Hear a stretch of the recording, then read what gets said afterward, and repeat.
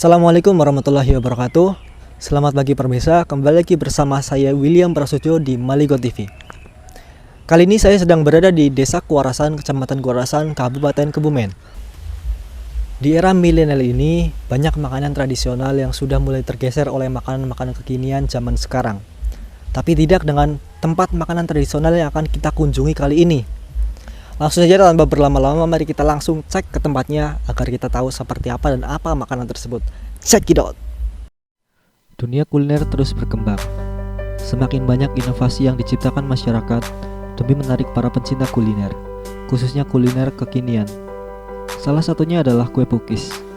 Kue yang tampilannya mirip dengan potongan sandwich ini semakin diminati masyarakat karena rasanya yang enak dan juga menyehatkan. Ya teman-teman, sekarang kita sudah berada di tempat pengolahan atau tempat produksi dari Snack Family yang sekarang itu jam-jamnya lagi pengolahan bahan baku seperti bahan baku buat cookies atau snack yang lain seperti tahu dan risol dan lain-lain.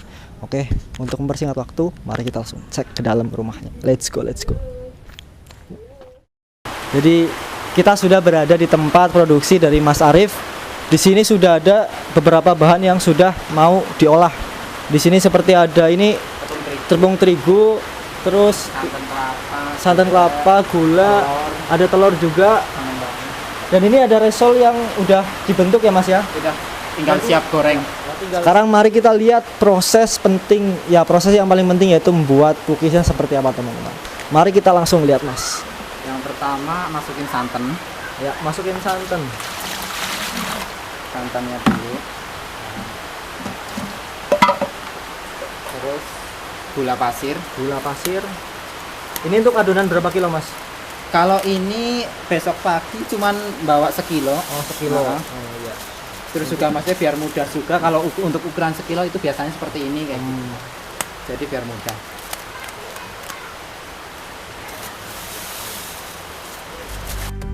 Setelah bahan dimasukkan dan dicampur, lalu diaduk sampai merata.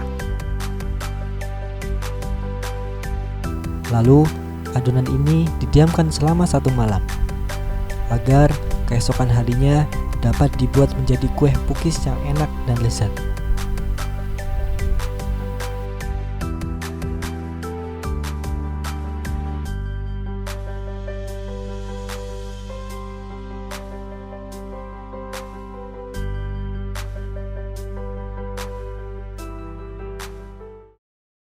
Awal mula jualan pukis itu gini. Dulu aku sama temanku itu di Semarang itu pengen buka usaha kecil-kecilan. Kita juga awalnya bingung mau apa, tapi karena basicnya dulu saudara ada yang pernah jualan, saudaranya temanku tepatnya, dan kita lebih tertarik ke situ karena kita mau merintis usaha untuk kecil-kecilan.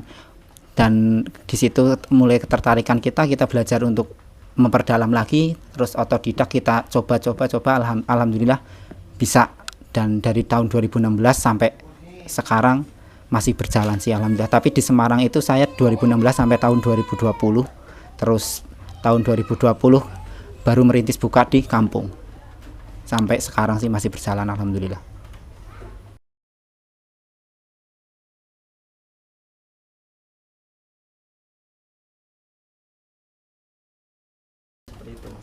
Kalau untuk di sini itu selain pukis ada risoles, ada arem-arem, ada pistok juga, terus ada dadar gulung, terus ada tahu isi, terus ya ada beberapa gorengan-gorengan yang lain lah kayak gitu, terus martabak kayak gitu, terus kue-kue yang lain juga lapis. Itu insya Allah bisa.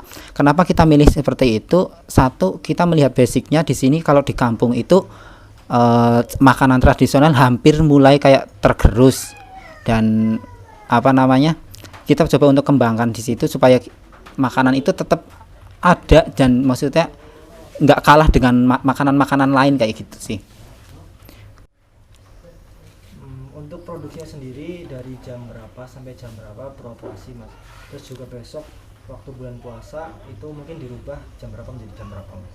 Kalau untuk produksi itu kita fleksibel sih, karena kita di sini kan punya sendiri, maksudnya jadi nggak ikut orang, jadi kita lebih fleksibel saja. Maksudnya kalau setelah jualan kadang kita ya prepare untuk racik-racik apa sebisa mungkin, apa kita yang pegang dulu itu apa, misalnya kayak bikin risoles itu kan kita harus bikin isian, ada wortel, ada kentang harus dipotong dulu kayak gitu, nanti jam istirahat kayak jam duhur misalnya kayak gitu bisa istirahat dulu, terus setelah itu megang yang lain. Jadi benar-benar tidak ada pakemnya sih di sini untuk jamnya. Jadi untuk jam berapa beroperasinya untuk mulai produksi kita tidak bisa menentukan, karena bener-bener apa namanya, kita bikin santai saja, bikin relax saja kayak gitu sih. Cuman kalau yang jelas kayak risoles itu kita prepare-nya itu sudah dari siangnya kita prepare, nanti kita cetak, terus nanti setelah itu kita kadang megang adonan pukis dulu setelah risoles selesai, terus setelah adonan pukis kadang kita megang arem-arem, terus nanti buat isian kayak tahu, terus buat isian dadar gulungnya, enten-enten kelapa itu dan lain-lain. Itu kadang kalau sampai malam ya jam-jam 8 jam 9 kayak gitu selesai sih. Nanti setelah itu kita bangun pagi sekitar jam setengah 3 itu kalau nggak ada pesanan itu sudah mulai kayak start goreng-goreng, terus ngukus arem-aremnya, terus bikin dadar gulungnya kayak gitu, itu pagi semua. Jadi bener-bener masih fresh untuk dijual paginya.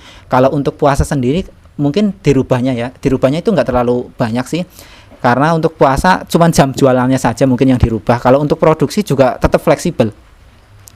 Jadi kalau jam puasa mungkin ya seperti yang saya sudah bilang sebelumnya, itu paling jam 3 sore sampai jam maghrib kayak gitu.